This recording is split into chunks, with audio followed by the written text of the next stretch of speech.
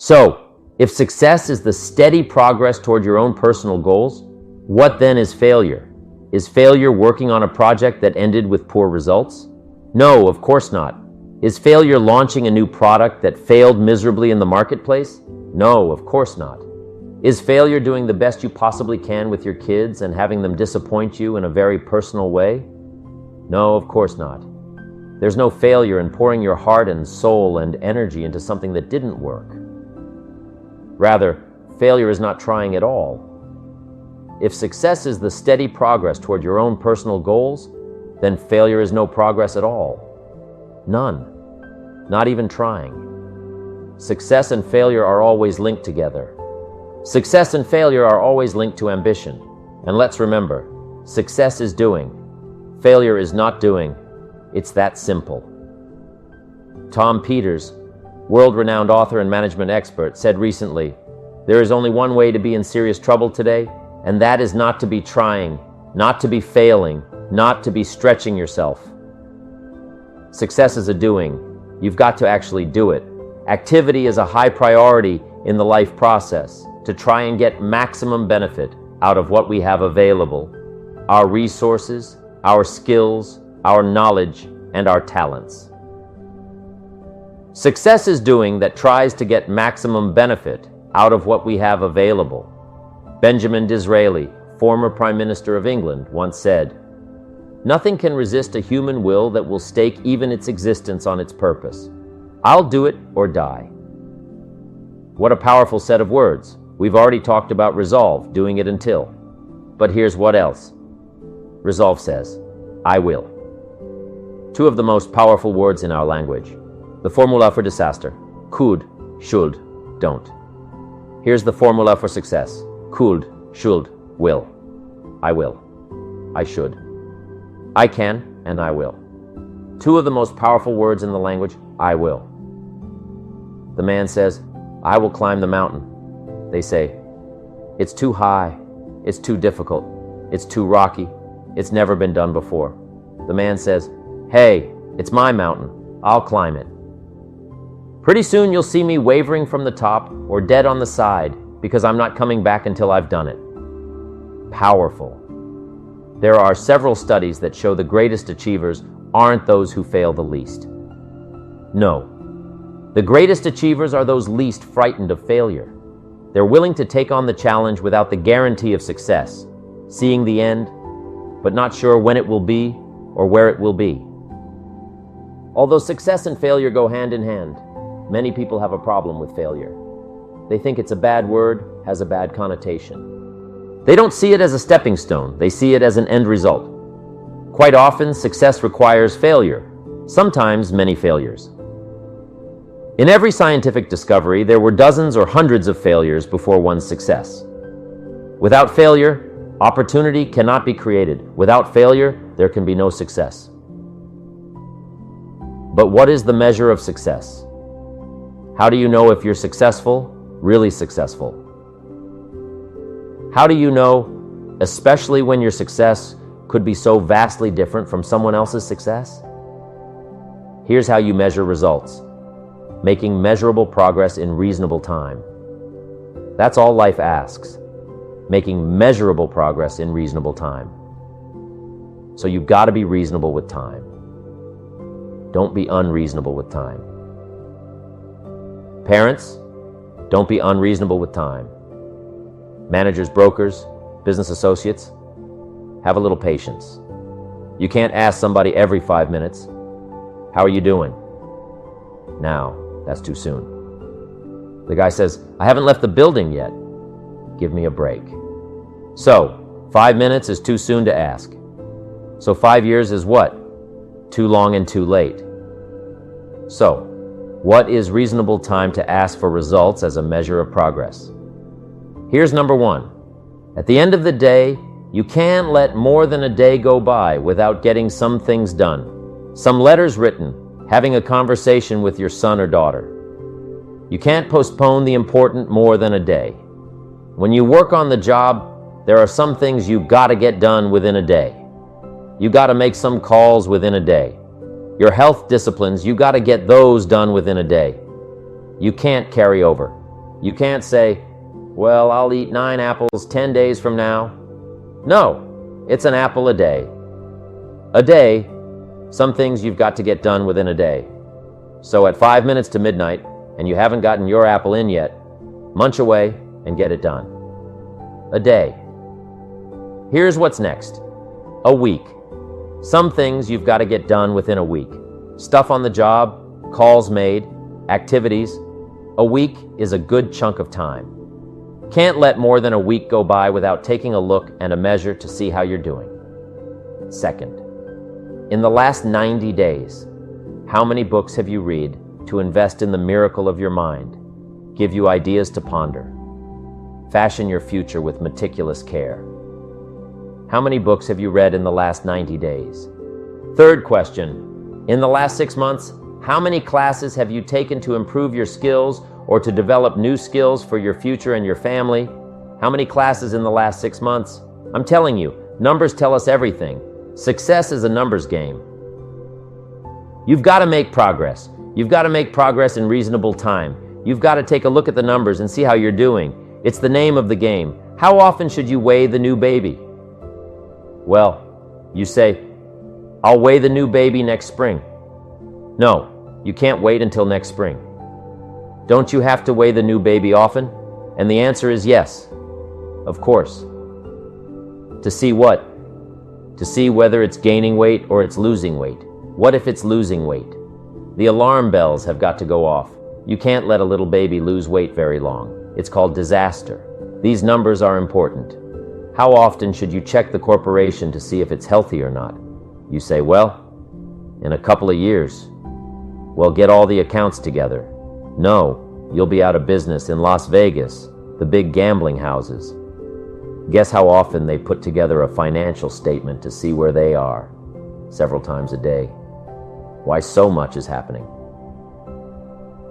If you don't learn when to shut down some of those tables, you'll be out of business by midnight. You can't wait till midnight. You can't wait till tomorrow. Tomorrow's too late. You've got to know the numbers. What is your cholesterol count? You don't know, and you don't care.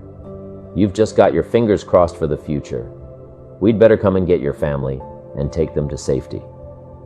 Come on. Be responsible for the set of your own sail. Leave it to no one else but yourself, and learn to refine these numbers for yourself.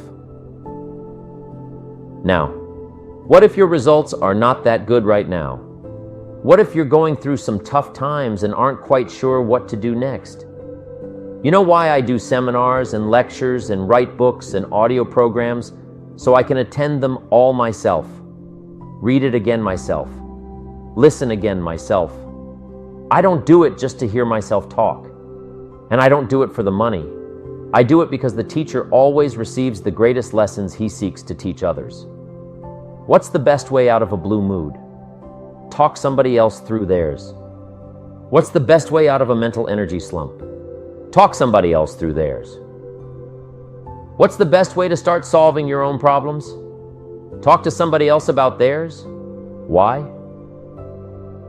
Because when you start talking someone else through their blue mood, or their mental slump, or their problem, you'll hear yourself say amazing things.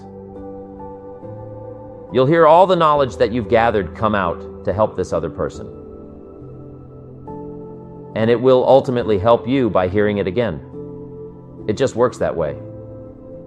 It's often easier to tap our resources for somebody else than it is to tap them for ourselves. Sometimes defeat is the best beginning. Why?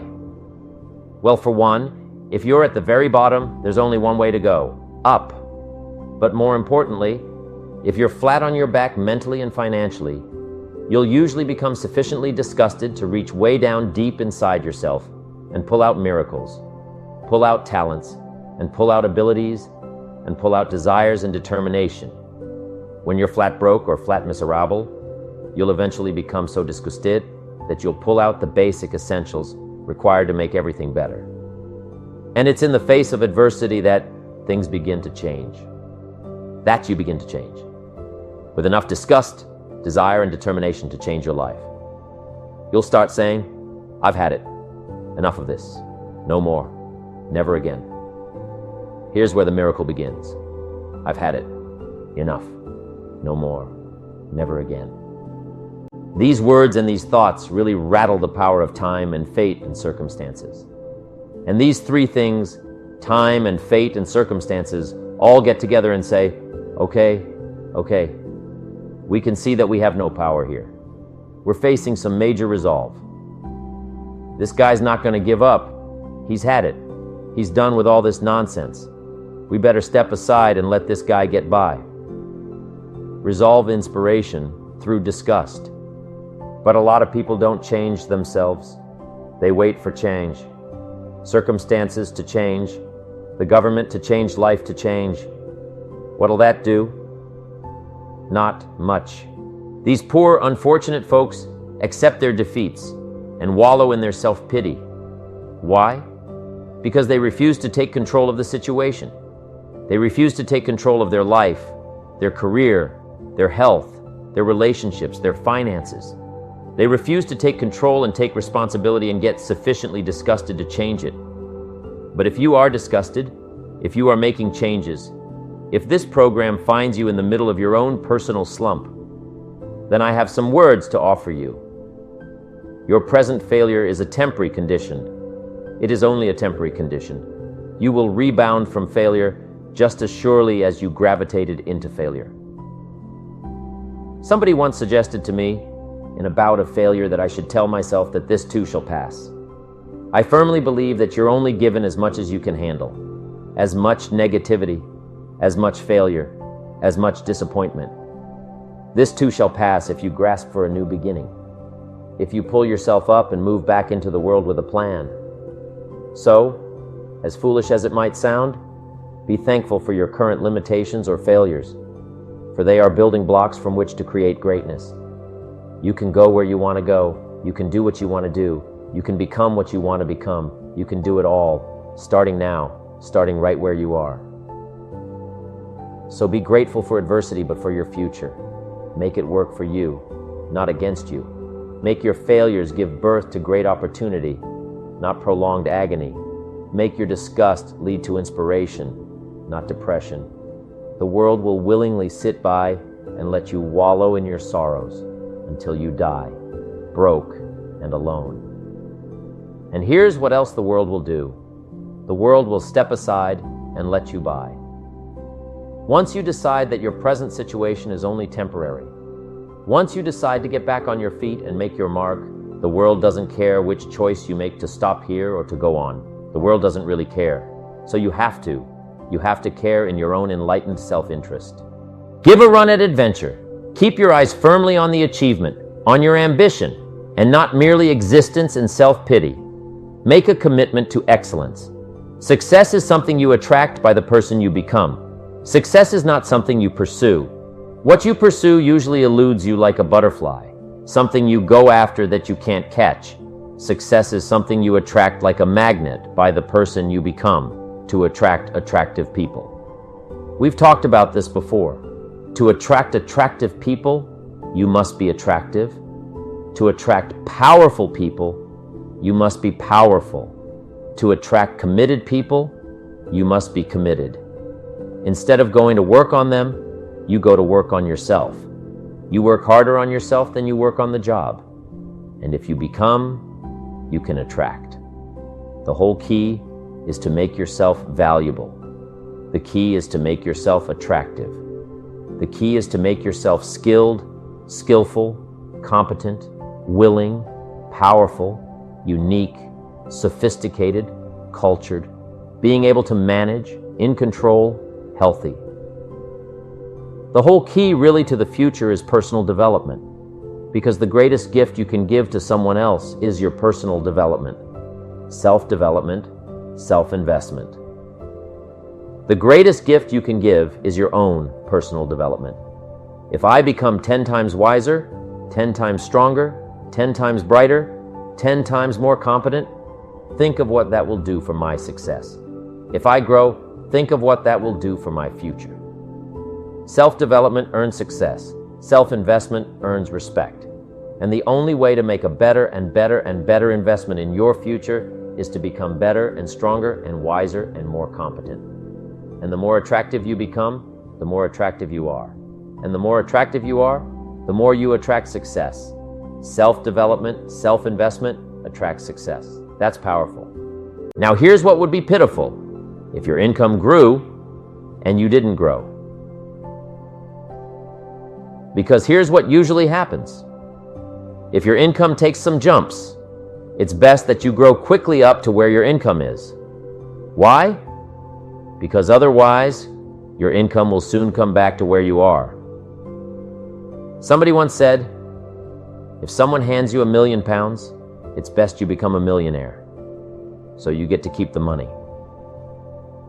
I'm telling you, success doesn't want to hang around an incompetent person. That's the problem with winning the lottery, the lack of self-development, to be able to master it and keep it.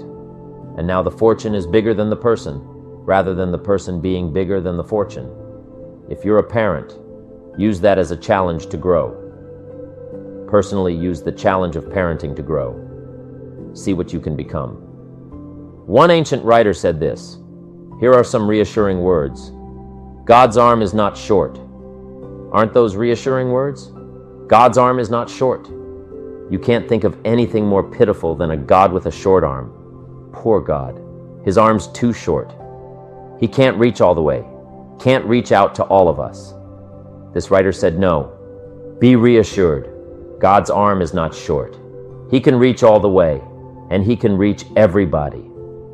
Shouldn't that be said of every father, of every mother? They can reach all of their children. They can reach all the way. They don't lack stories and illustrations. They don't lack wisdom and power. And the only way you can become that kind of parent, the only way you can keep up that process, is by personal development, by becoming better than you are, stronger than you are, wiser than you are becoming, growing so that your investment grows. As your children grow, you grow, your power grows, your influence grows, your wisdom grows, your command of the language grows. You see, that's what's challenging, to be involved in a situation that makes you grow. If that situation is success, keep growing to be bigger than your fortune. If that situation is failure, keep growing until you're bigger than the problem. Keep growing, keep becoming, keep doing it until now. There are two qualities that can increase your chances of success. Two very important qualities. Number one, patience. Number two, persistence. Let's talk about patience for a moment. Patience is what? Learning to handle the passing of time. Now, once you've had an appetite for success and you start going for it, now, you've got to learn to handle the passing of time. Here's why it takes time. It takes time to build a corporate work of art. It takes time to build a symphony orchestra with flawless music and harmony that sends you on flights of ecstasy to be remembered long after the orchestra has shut down and the lights have gone out. It takes time to put harmony together. It takes time to build a life. It takes time to build an enterprise. It takes time to get through school. It takes time to develop and grow. So give your enterprise time. Give your business time. If you're in management, give your people time. If you're a parent, give your kids time. Don't be too short, too quick. Give them time now, not forever, but time. It takes time. Here's the ultimate challenge. You've got to have patience with yourself. It takes time to make changes in habit and discipline. It takes time to correct old errors in judgment and to finally give up old blame and pick up new responsibility. I'm telling you, it took me some time.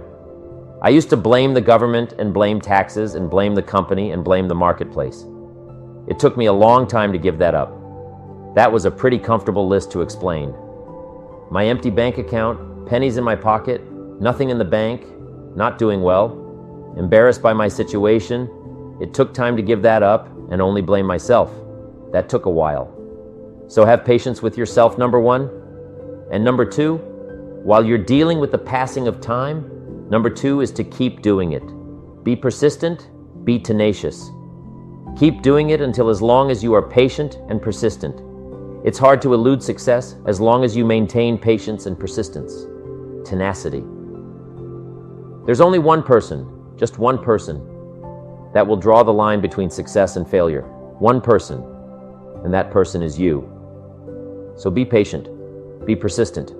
You need both patience and persistence together. And here's why. Lack of patience is probably the worst enemy of ambition. While your ambition keeps growing, keeps moving, keeps looking for new ways to succeed, impatience tends to grow frustrated. Impatience won't allow for persistence. Impatience wants to give up. Impatience calls discouragement failure. But your ambition won't let you give up so easily, not if you're persistent. What others may call failure, ambition calls a learning opportunity, a chance to make adjustments along the charted course to success.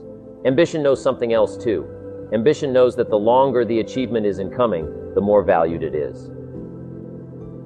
So let me give you a few aspects of patience, some examples that might help illustrate just how valuable it is. There are 6 aspects of patience.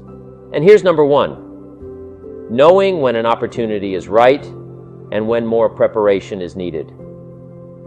Let's say you're opening up a restaurant specializing in fresh seafood. You're all excited to get going, get the money coming in instead of it all going out. You're all excited. So because you're all excited, you want to open early. Your impatience gets the best of you. And so you do open before your scheduled grand opening. Customers start coming in. They're all excited about this new great restaurant, and everybody wants some fresh seafood. They're all ordering fresh seafood from the menu. But now you panic. You haven't got any. You're not ready. The fresh seafood shipment won't come in for a week. Impatience has just killed the restaurant. Now let's say you've got a great new product that's scheduled to come out on the market in the next several months. Everything's going according to plan. So you start planning your ads. Start planning big public relations events. You're so sure that it's going to happen that you set a date. The engineers told you that the product's not ready, but you're sure it will be. You start planning everything. Invite lots of people, influential people, buyers of your product. You're so excited that you went ahead without the product actually being done. Come the week of the grand unveiling, the engineers come to you and say it still doesn't work. Your impatience just lost you credibility in the marketplace. That's number 1. Be patient in knowing the difference between when the opportunity is right and when more work needs to be done. Here's number 2. Remain alert even if opportunity doesn't come right away. Make sure that your patience allows you to keep your eyes open and ready for opportunity. Keep looking. Be patient. Number 3. Keep preparing for opportunities, even if there's a delay, even if things aren't going just the way you think they should. Keep your disappointments at bay and keep getting ready for opportunities. Be prepared. Always be prepared. Don't let impatience allow you to give up. Number 4, take the little setbacks in stride. Take the little successes in stride. Don't let small disappointments discourage you. Don't let the little successes delude you. Avoid the emotional roller coaster that will always disrupt your plan. Number 5, if you're waiting on the decisions of others, be patient. You cannot control the decision-making abilities of others.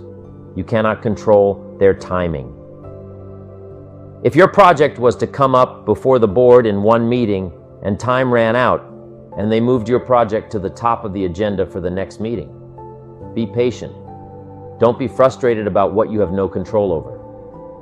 And number 6, take a vacation from your ambition. If you've been working day after day, week after week, month after month without a break, take a vacation from your ambition.